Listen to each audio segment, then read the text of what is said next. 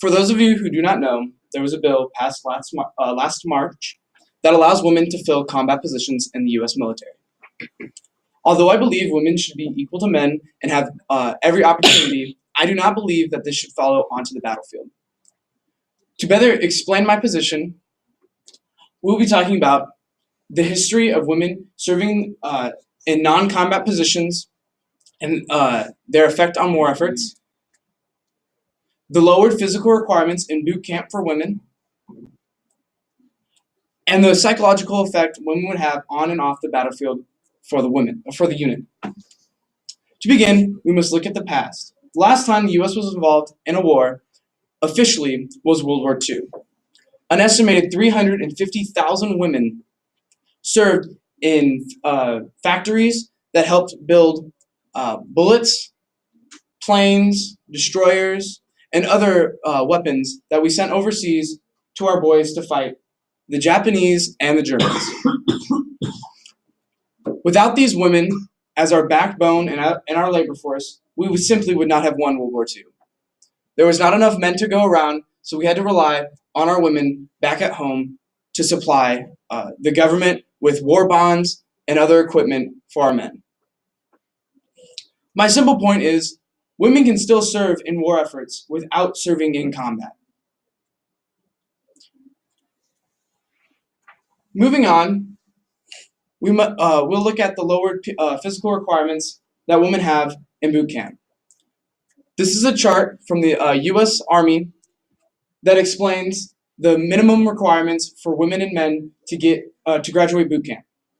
As you can see, the push-up count for women is significantly lower than men, and the 2-mile run is 3 minutes longer.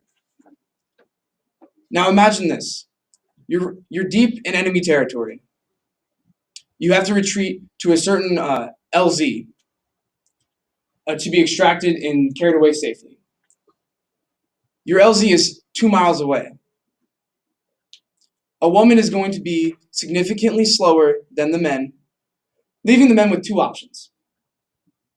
Stay back and help the woman, or leave her for the enemy to find her. Now, I know a lot of soldiers personally. I know every single one of them would stay back and help that woman, putting not only the woman in danger, but also them.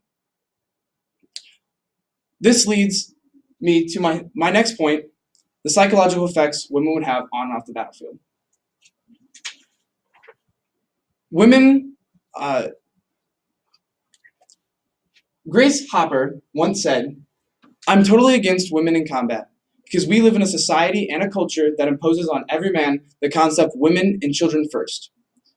If you take a man and a woman and walk down in a dangerous wood, the man's instinct would be to protect the woman."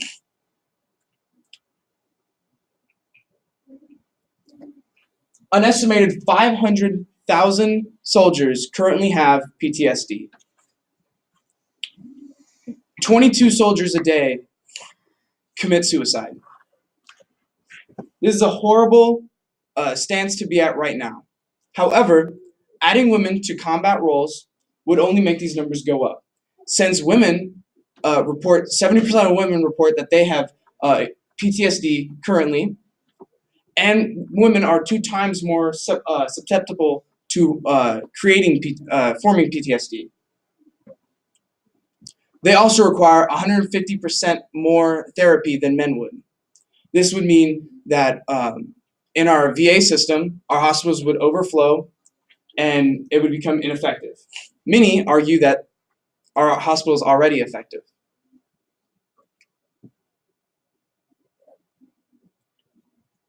To recap,